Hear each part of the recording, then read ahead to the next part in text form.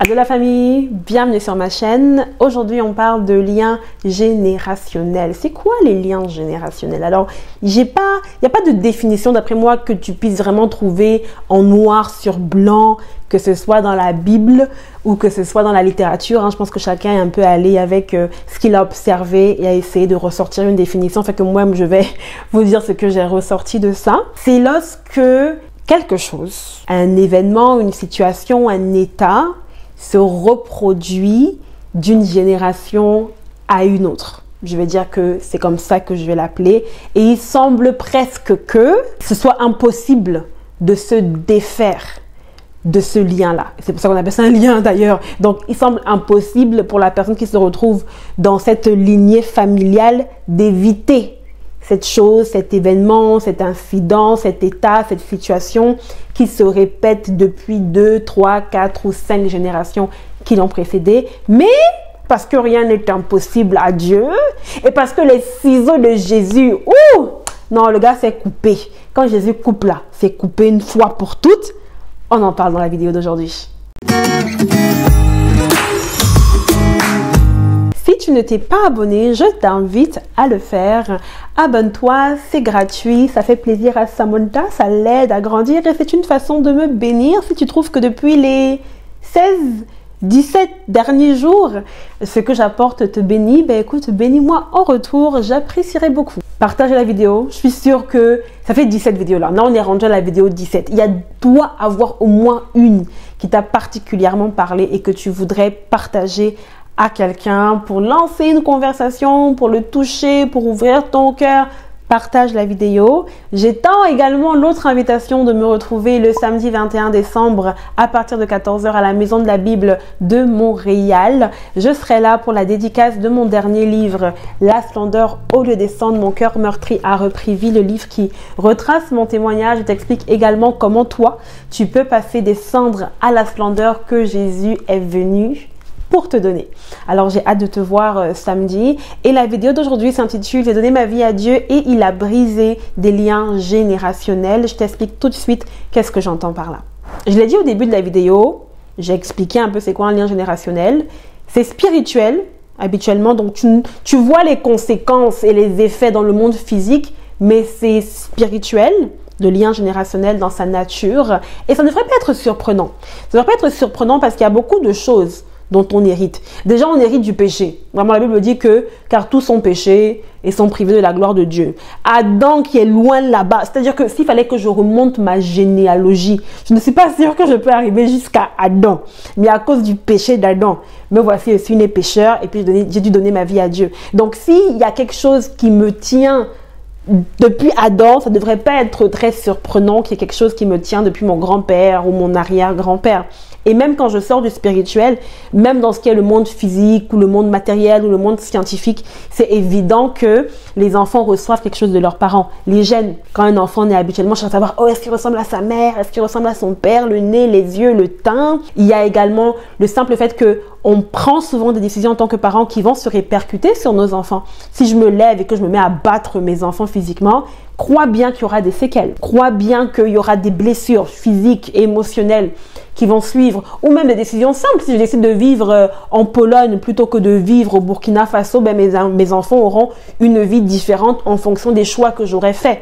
Quand tu vas à l'hôpital, on demande ton historique médical. On cherche à savoir qu'est-ce qu'il y a dans ta famille. Est-ce qu'il y a du cancer dans ta famille? Est-ce qu'il y a ci? Est-ce qu'il y a ça? Donc, il est évident, même quand on reste dans le monde matériel et qu'on n'aborde pas le spirituel, il est évident que il y a un lien entre les parents et les enfants. Il y a souvent des choses qui viennent et qui reviennent et qui se suivent. Alors, un exemple concret de lien générationnel dans ma vie, j'en ai deux, d'après moi. Il y a un que je peux voir que c'est dans mes ascendants, donc dans ceux qui m'ont précédé. Et il y a un que je peux voir que c'est pas forcément dans mes ascendants, mais c'est dans le latéral. C'est ça, donc on va dire. Donc, c'est au même niveau que moi, entre guillemets. J'ai pas grandi avec ma mère, vous le savez. J'ai été séparée de ma mère un peu après la naissance et puis elle est revenue plus tard et notre relation n'a pas été facile. Ça n'a pas été facile et jusqu'à présent on travaille dessus mais on n'est pas encore proche comme je dirais par exemple qu'elle est proche de ma sœur, ou comme je vois certaines autres filles de mon âge être super proches de leur mère, tu vois. On a une relation un peu, voilà, pas simple, sur laquelle on est encore en train de travailler, que le Seigneur continue de restaurer, gloire à son nom. Ma mère a été séparée de sa mère, pas à la naissance, mais je pense dans ses premières années, parce que ses parents ont divorcé. Donc ma mère n'a pas grandi avec sa mère, et puis bon, sa relation avec sa mère aussi, voilà, elles n'ont pas été super proches. Je ne sais pas si elles le sont maintenant, je ne suis pas sûre que je dirais qu'elles soient proches, mais c'était pas trop ça. La relation de ma grand-mère et de mon arrière-grand-mère, ça je dois dire que je ne sais pas grand-chose de ça. Je n'ai jamais posé la question. Quand ma fille est arrivée, le schéma s'est reproduit. J'ai été la 3e génération, donc après ma mère et ma grand-mère, où j'ai une enfant et on est séparés. On est séparés un peu après la naissance, en tout cas pendant les premières années de sa vie, je ne suis pas là. Et donc maintenant, on a une relation qu'il faut reconstruire. Donc j'avais cette peur-là de me dire, mais Seigneur, est-ce que je vais réussir à être proche de ma fille en fait? Est-ce que ma fille va réussir à trouver en moi ce que par exemple je n'ai pas pu trouver en ma mère à l'époque, ou que ma mère n'a pas pu trouver en sa mère à son époque? Voilà, on est pris dans ce cercle qui ne va jamais s'arrêter. Donc il y avait cet aspect-là. Le deuxième lien générationnel que je peux dire que j'ai reconnu et que je crois que c'est un lien générationnel, donc comme je disais, c'était au niveau latéral, dans le sens où les filles de petites filles de mon grand-père, donc nous, moi et mes cousines en fait, on n'arrivait pas à se marier. Dans le sens où personne n'était marié. Toutes les filles qui avaient été reconnues comme filles de mon grand-père ne se mariaient pas. Donc, il semblait qu'il y avait quelque chose parce que on voulait se marier. On voulait se marier, on pouvait être en relation. C'est pas que on n'avait pas d'attirance pour les hommes ou whatever. Non, non, non, on voulait, mais ça marchait pas. Ça tombait que, écoute, certains d'entre nous, voilà, on faisait des enfants sans être mariés et puis le mariage ne venait pas. Donc, rendu là, tu te rends compte qu'il y a quelque chose qui fonctionne pas. Il y a quelque chose où on semble être tous frappés de la même chose, alors que bon, techniquement, on est différentes, on grandit dans des maisons différentes, on a plus ou moins, ou peut-être pas, on y viendra, des circonstances différentes. Alors pourquoi est-ce que la même chose se produit? C'est là que habituellement, les chrétiens vont venir plaquer l'étiquette lien générationnel à absolument briser. Alors je ne remets pas en question l'existence du lien générationnel. Par contre, j'aimerais qu'on se penche sur comment est-ce qu'il est supposé être brisé. Comment est-ce qu'on se débarrasse d'un lien générationnel? Parce que je pense que c'est là que peut-être que je n'ai pas l'avis le plus populaire, ou alors c'est ça l'avis que les gens ont en général. Il y a même des pasteurs américains que je suis, j'aime beaucoup leurs renseignements et tout, mais quand on en vient à ce sujet-là, je ne suis pas totalement d'accord avec eux. Donc peut-être que bon, dans cette vidéo, je vais perdre certains d'entre vous, mais je vais vous expliquer ce que moi je crois, ce que je pense avoir reçu. Alors la première chose, c'est que on part du fait que le lien générationnel, c'est que tu es forcément obligé de subir ce que ton père ou ton grand-père ou ton arrière-grand-père est allé faire comme lien avec le diable, ou je ne sais pas trop comment on imagine que le lien est rentré en premier lieu, mais on se dit que parce que tu es l'enfant et c'est une loi de Dieu, tu dois forcément subir ça. Et il n'y a rien que tu puisses faire pour ne pas subir ça, excepté peut-être rentrer donc dans les prières de brisement de liens, de faire tomber les géants, de casser ci et de casser ça et de casser whatever. J'aime le combat spirituel et j'aurai l'occasion l'année prochaine de beaucoup parler de combat spirituel. Je crois au combat spirituel. Cependant, je ne crois pas que le brisement de liens générationnels se fasse dans le combat spirituel spécifiquement. Je ne crois pas que une prière spécifique doit être faite une fois que tu deviens chrétien pour briser un lien générationnel. Je crois ce que la Bible dit. Et la Bible dit que en Christ, tout le monde est libre. Je crois ce que la Bible dit. Et la Bible déclare que si Christ t'a affranchi, tu es vraiment libre. Je crois que si tu viens à Christ, si tu confesses ton péché, tout lien générationnel dans ta vie est automatiquement brisé. J'y vais par une logique très simple. Quand tu viens à Christ, il brise le lien, comme je vous l'ai dit, qui remonte jusqu'à Adam. Donc le papa c'est-à-dire que celui-là qui est venu nous ouvrir la porte du péché même. Le plus haut lien. Donc toi-même, tu ne pourrais pas faire ta généalogie pour remonter jusqu'à Adam. Mais il y avait quand même un péché qui te liait jusqu'à Adam. Et quand tu viens à Christ, c'est brisé. Quand tu viens à Christ, le péché perd son emprise sur toi. Paf! La mort elle-même n'a plus d'emprise sur toi. Donc, explique-moi comment un lien générationnel lambda va être plus fort que le lien originel du péché et va être plus fort que la mort en fait. Parce que quand tu viens à Dieu et que tu confesses tes péchés, tu ne fais pas de prière spéciale pour couper ton lien avec Adam. La Bible te dit que tu es une nouvelle créature, que les choses anciennes sont passées. Donc si je comprends bien, tu veux me faire croire que la Bible a tout effacé de ton passé, en commençant depuis Adam, mais a laissé le lien générationnel avec ta mère. Oh, mais toi-même, est-ce que ça fait du sens? Tu veux me faire croire que la Bible t'a coupé, la mort n'a plus d'emprise. Vraiment, la Bible dit, mais mort, où est ton aiguillon? C'est-à-dire que tu n'as plus de force. Donc Dieu t'a sauvé, tac, de la mort, que poum. Mais là, laissé le lien générationnel avec ton arrière-grand-père. Et comment c'est? Toi-même, tu vois que ce n'est pas possible, non? Toi-même, tu vois que ça n'a pas de sens. Tu sais, dans Romains, le Seigneur a porté ça à mon attention.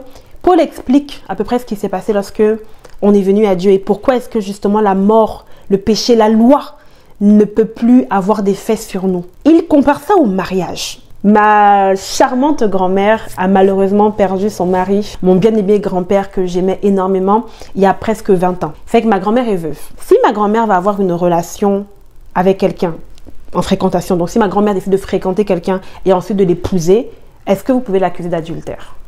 Vous ne pouvez pas accuser ma grand-mère d'adultère. Elle n'a pas de mari. Ma grand-mère est veuve. Elle a perdu son mari. Elle est libre de se remarier avec qui elle veut. Pourquoi? Parce que la mort est venue solidifier la séparation entre elle et mon grand-père. Et la Bible est claire, au ciel, il n'y a pas de gens mariés. Donc, quand mon grand-père est décédé, leur union s'est arrêtée. Elle ne peut pas être adultère. Elle ne peut pas tromper mon grand-père parce que leur union est finie. Et Paul utilise l'exemple du mariage pour nous faire comprendre que lorsqu'on vient à Christ, c'est ça qu'il faut comprendre que la parole nous dit et qu'on répète, on est mort. On est mort au péché, on est mort à la loi. Ça veut dire quelqu'un qui dit souvent que oui, mais tu sais, c'est comme quand tu viens à Jésus, il y avait des alliances que tu avais fait, il faut revenir briser l'alliance. Il n'y a pas d'alliance à briser, tu es mort. Oh, quelle alliance encore tu vas venir briser? Tu es mort.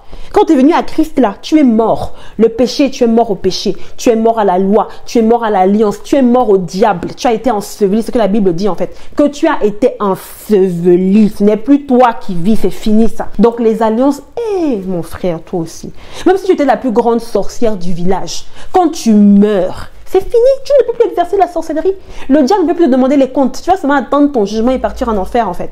Et c'est le même principe. Donc, ce que moi je comprends de la Bible, c'est que quand tu donnes ta vie à Dieu, le lien générationnel est brisé. Tu ne peux pas accuser Dieu ou accuser un lien si jamais tu te retrouves en train de faire la même chose ou de vivre les mêmes choses. Donc la question se pose donc, tu accuses qui? Avant de te donner mon expérience, j'aimerais t'emmener dans un petit texte parce que des fois on utilise la parole de Dieu pour justifier certaines choses, mais je veux qu'on comprenne certaines choses également. Dans Exode 20, 5 à 6, qui est souvent un passage que les gens utilisent pour déclarer que oui, le lien générationnel reste, c'est pour ça qu'il faut le briser, le casser, tout ce que tu peux imaginer. Voilà ce que Dieu dit. Tu ne te prosterneras point devant elles, les idoles, et tu ne les serviras point, car moi, l'Éternel ton Dieu, je suis un Dieu jaloux qui punit l'iniquité des pères sur les enfants jusqu'à la 3e et la 4e génération de ceux qui me haïssent, et qui fait miséricorde jusqu'en 1000 générations à ceux qui m'aiment et qui gardent mes commandements. Les gens utilisent souvent ça pour dire que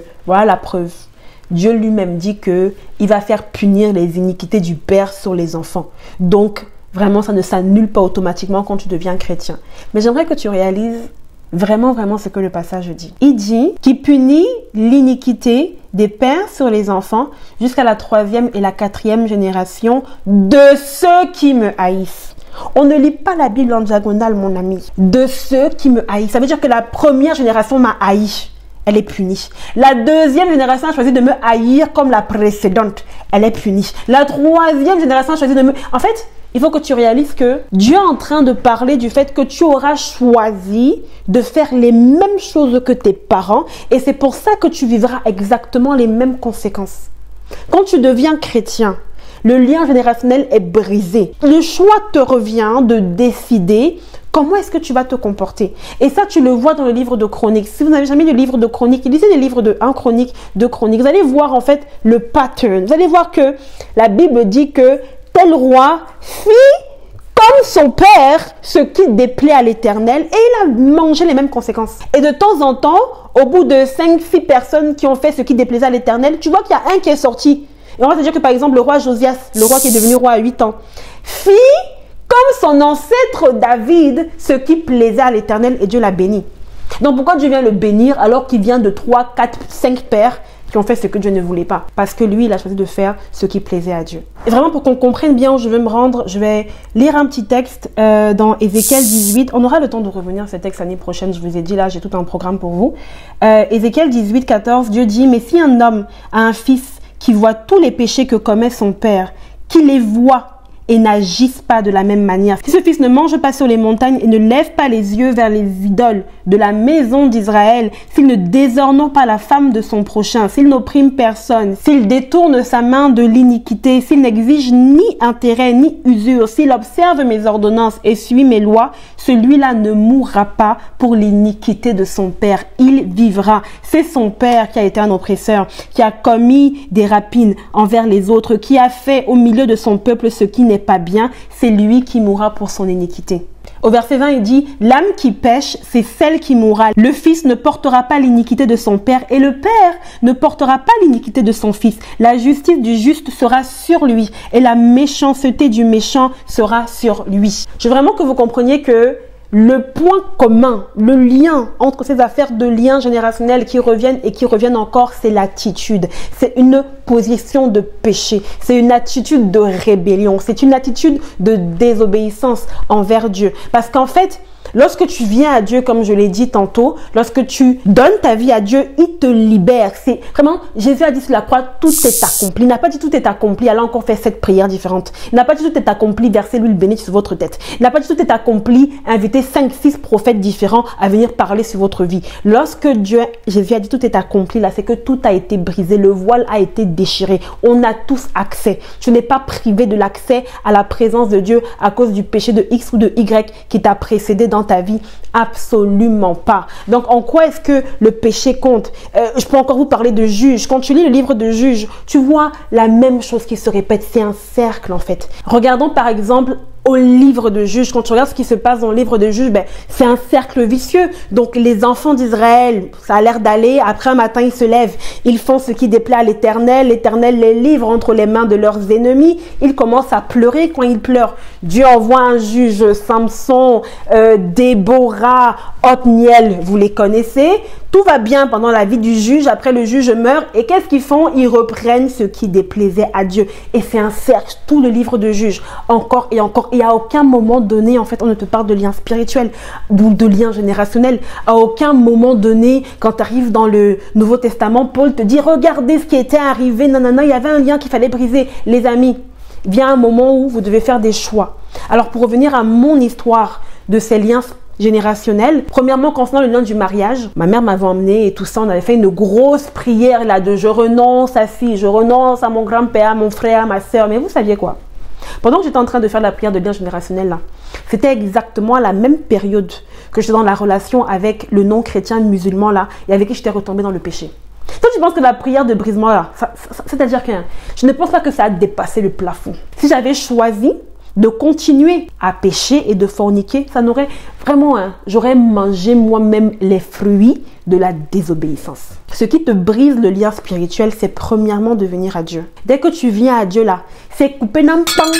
Deuxièmement, c'est de vivre maintenant une vie d'obéissance où tu rejettes le péché. C'est pas seulement je viens à Dieu, mais je continue à laisser la porte ouverte. C'est je viens à Dieu, je me repens totalement et je change d'attitude. Certains d'entre vous là, j'ai entendu des choses que oh, il y a un esprit de chien dans cette famille, oh, tous les hommes sont adultères. Mon ami, être adultère là, c'est pas lien générationnel. Lève-toi, donne ta vie à Dieu et choisis d'être fidèle à ta femme. Parce que je veux pas que ça devienne une excuse. Ok? Ça ne peut pas devenir une excuse. Viens me prouver que tu as donné ta vie à Dieu numéro 1. Viens me prouver que tu marches dans l'obéissance, que tu as rejeté le péché, que tu n'as pas fait la même chose que tes parents qui t'ont précédé. Ensuite, montre-moi comment ça a quand même fait que le résultat soit la même chose que les autres. Et là, je pourrais te dire qu'ok, peut-être qu'on va se lever parce qu'il y a un lien particulier qu'il faut se lever et puis qu'il faut défaire dans ta vie en ce moment-ci en fait. Non. Ce qui a changé pour moi, c'est que au-delà de donner ma vie à Dieu, j'ai choisi de mener une vie qui plaît à Dieu. Et je me suis mariée. Et ma soeur s'est mariée. Et d'ailleurs, j'ai une cousine qui s'est mariée. Et elle n'est pas chrétienne. Donc peut-être que je me trompe et que ce n'était pas un lien générationnel, je ne sais pas. Parce que j'ai une cousine qui s'est mariée et qui n'est pas chrétienne. Donc comment est-ce qu'elle s'est sortie de là en fait? Je ne sais pas. En ce qui concerne ma relation avec ma fille, j'ai été intentionnelle. C'est-à-dire que j'ai réalisé qu'est-ce que je ne voulais pas voir reproduire dans ma vie avec ma fille, qui a été dans ma vie avec ma mère et qu'elle a eu avec sa mère. Et je me suis vraiment engagée avec Dieu qui me soutenait, qui m'accompagnait à avoir une relation avec ma fille. Et j'ai eu le plaisir de voir ma fille à 8 ans donner sa vie à Dieu en fait. J'ai le lien de la vidéo ici pour ceux qui ne l'ont jamais vu. Ma fille qui donne son témoignage. Et elle est venue à Dieu parce que Dieu m'a parlé d'elle et je lui ai écrit une lettre vraiment inspirée de ce que Dieu voulait que je lui dise. Et aujourd'hui, ma fille et moi, on a une relation où on est proches. C'est pas parfait. Ok, je suis pas une maman parfaite, je ne le prétendrai jamais, mais je sais que ma fille peut me parler. Je sais que ma fille sait qu'elle peut compter sur moi. Je sais que ma fille sait que je l'aime. J'ai pas toujours les meilleures expressions et voudrais 15 000 câlins par jour. Je ne suis pas encore rendue là.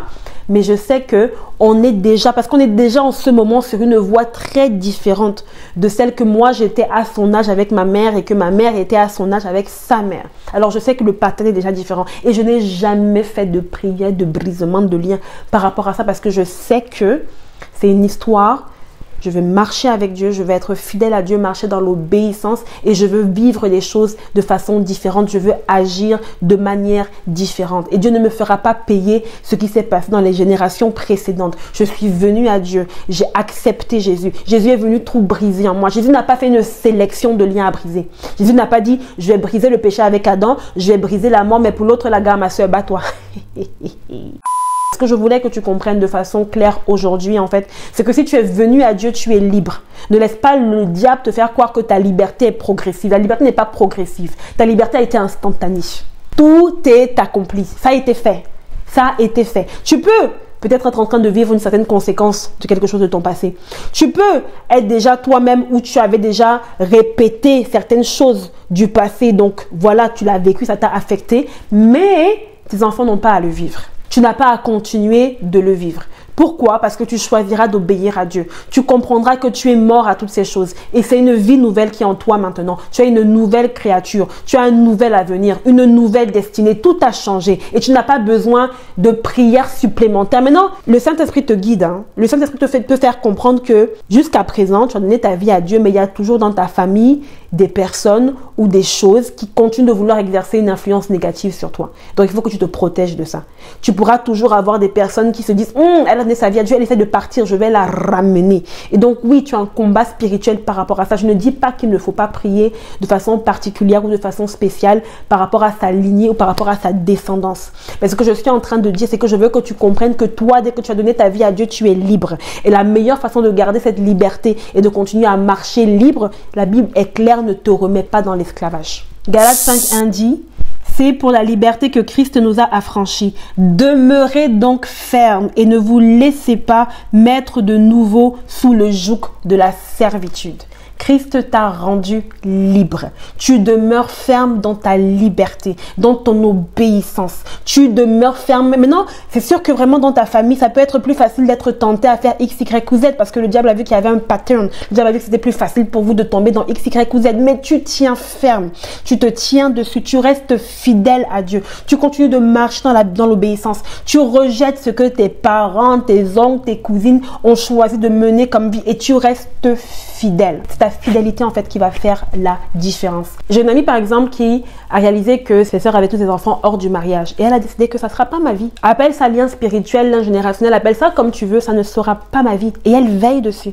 En tant que chrétienne, elle veille dessus en fait. Elle était en relation et il était hors de question même que vraiment le gars là, même vraiment serre sa main trop fort en fait parce qu'elle est fixée sur je vais veiller, je suis debout, je vais prendre garde de ne pas tomber. Elle n'est pas en train de sauter partout pour briser les liens. Non, maman. Elle est en train de veiller. Elle est en train de réaliser que ici, là, je dois tenir bon. Je dois rester ferme. Je ne dois pas me laisser assujettir. Je ne dois pas me laisser balader par ce qui est en train de se passer, en fait. Et je veux que c'est ça que tu réalises aujourd'hui. Que la façon dont tu brises un lien générationnel dans ta vie, c'est que tu donnes ta vie à Dieu. Tu peux prier pour ta famille. Tu peux prier pour que ces liens-là soient brisés sur toute ta lignée. Mais ça ne sert à rien que ce soit brisé s'ils ne viennent pas à Jésus. Parce que Jésus est très clair. Dans Luc 11, il vous a dit que si vraiment on chasse le démon et que personne n'habite la maison, le démon va venir amener 7 autres démons plus puissants que lui. Donc, prier pour briser tous les liens générationnels de toute ta famille, c'est très bien. Mais cette famille ne vient pas à Dieu, ça sert à rien.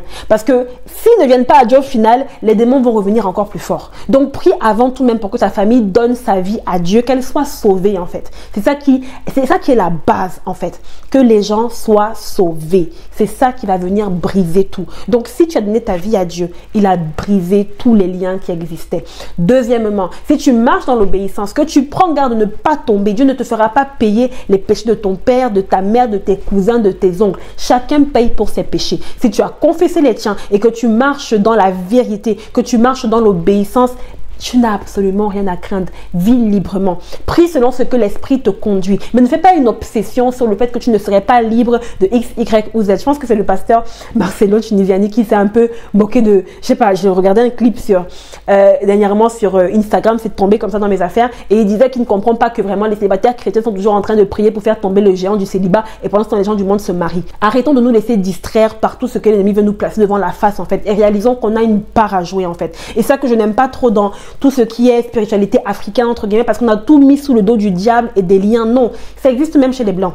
Même en Occident là, mais eux ils appellent ça cercle vicieux. Et ils réalisent qu'ils ont une responsabilité et qu'ils peuvent décider d'être la personne qui va briser le cercle de leur famille. Alors réalise que tu es cette personne là pour ta famille également et que tu peux briser ce cercle aujourd'hui. Et ça va au-delà d'une prière spéciale. Ça commence dans ton cœur, dans ton attitude d'obéissance à Dieu. Alors, c'est tout ce que j'avais pour toi aujourd'hui. Je ne t'annonce pas encore la vidéo de demain parce que je ne sais pas encore trop à quoi elle va ressembler. J'ai toutes les dernières, mais celle de demain, là, c'est pas encore clair. Donc, je suis encore en discussion et en pourparler avec Dieu par rapport à ça. Mais abonne-toi si c'est pas fait et clique la chaîne de notification parce que je sais que par la grâce de Dieu, dans tous les cas, ça sera édifiant. Je parle un peu vite parce qu'il me reste plus beaucoup de temps sur ma caméra, elle va bientôt s'arrêter, donc je veux pas qu'elle se coupe et que je doive refaire la fin. Donc je m'excuse si mon débit s'est un peu accéléré sur la fin. Je vous attends le samedi 21 décembre 2024 à 14 h à la Maison de la Bible à Montréal pour une rencontre dédicace. L'entrée est totalement gratuite, ça me ferait super plaisir de vous voir. Sinon, écoute, laisse-moi un commentaire, dis-moi ce que la vidéo s'y a fait en toi, c'est qu'elle est partie te chercher. Ne t'inquiète pas, on va étendre le sujet. C'était peu. 30 minutes là, c'était peu pour couvrir tout ce qu'il y a à couvrir sur le sujet des liens générationnels. Donc, on en parle l'année prochaine. D'ici là, veille sur ton cœur.